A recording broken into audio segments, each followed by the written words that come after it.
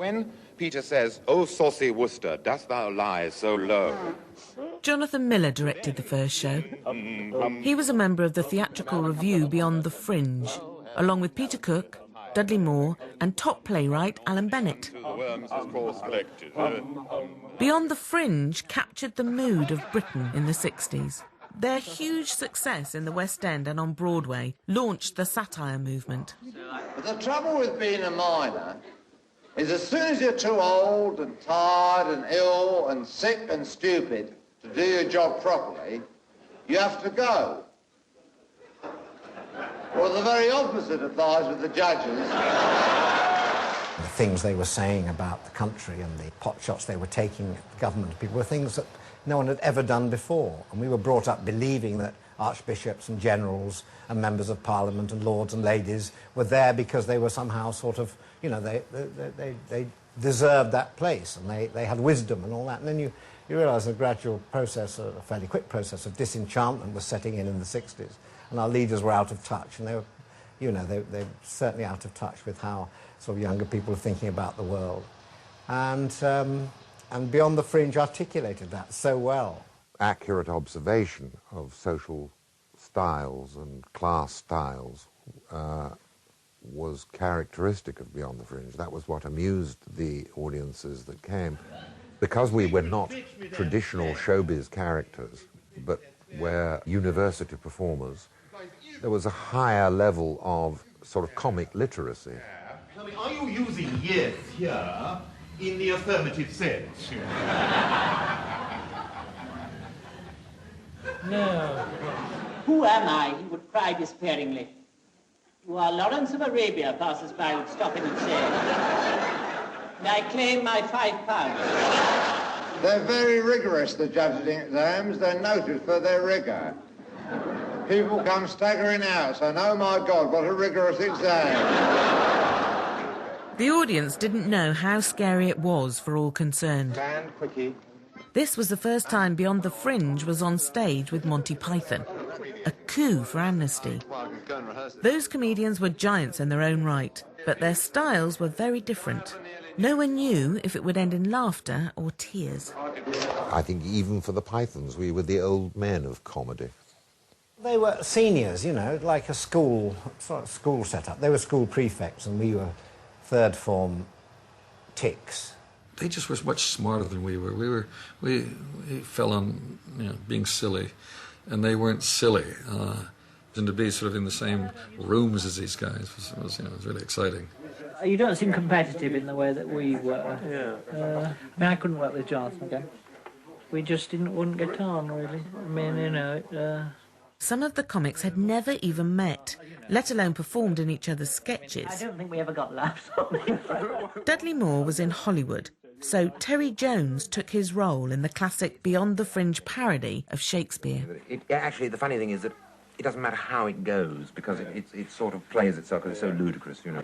I do remember there are great barren patches in this. Oh, no, there are. Chiefly the bits I'm involved in. But, One of the things that surprised Alan and myself was what seemed to us to be the unaccountable admiration that the Python people had for the Fringe, as if we were somehow pioneers of something which they then carried on, which they, you know, to be honest about it, carried on with much greater success.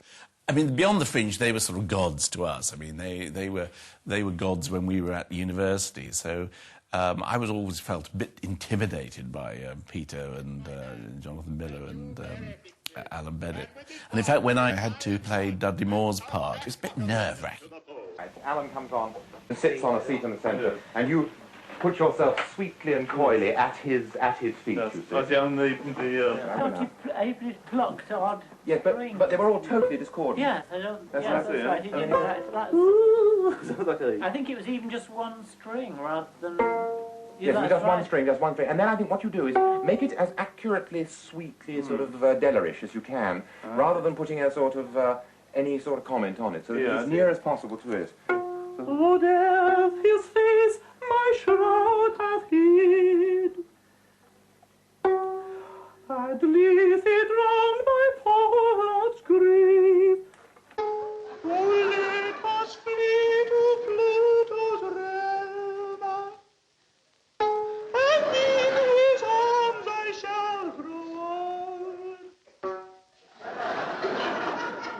words in mouths of fools do of themselves belie. Beyond the Fringe was watched and applauded and approved almost entirely by middle-aged, middle-class people, not by young people. Young people didn't come in large numbers. Young people became absolutely passionate about Monty Python.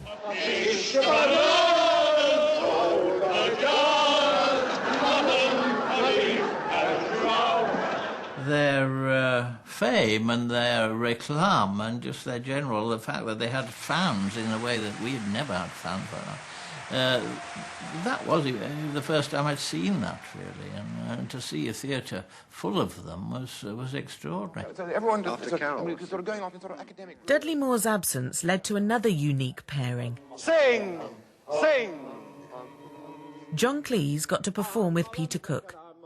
Everyone of my generation thought that Peter was the great genius.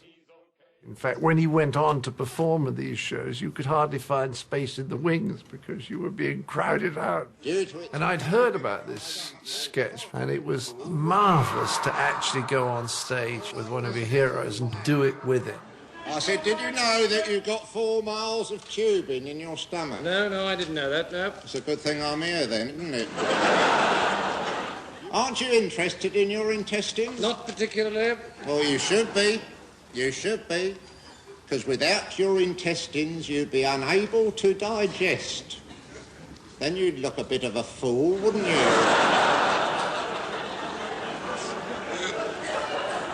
Would you like to see a diagram of your intestines? Got a diagram of your intestines here. Well, it's not actually your intestines. Peter would never stick to the script, remember that. He always just throw it in and make it up in the end. Say, Peter, are you going to do this line about so-and-so? And you say, oh, yeah, what's the line? Oh, yes, very probably. And there was no help if you had the line after that. You just had to wait for him to finish. Did you know that the whale is not really a fish? It's an insect. The great advantage, of course, of doing sketches with Peter is that he's going to come in and drive you mad, but you're going to have a newspaper with all the lines in it, you see. So I have the entire script in here. See how far it has to go, the food? 4 miles at 1 mile an hour. This means none of the food that reaches your stomach is ever really fresh. Shall I tell you something? You're one of the most boring, tedious, uninteresting, monotonous, flatulent, flat-headed, cloth-eared, swivel-eyed, fornicating little gits I ever laid eyes.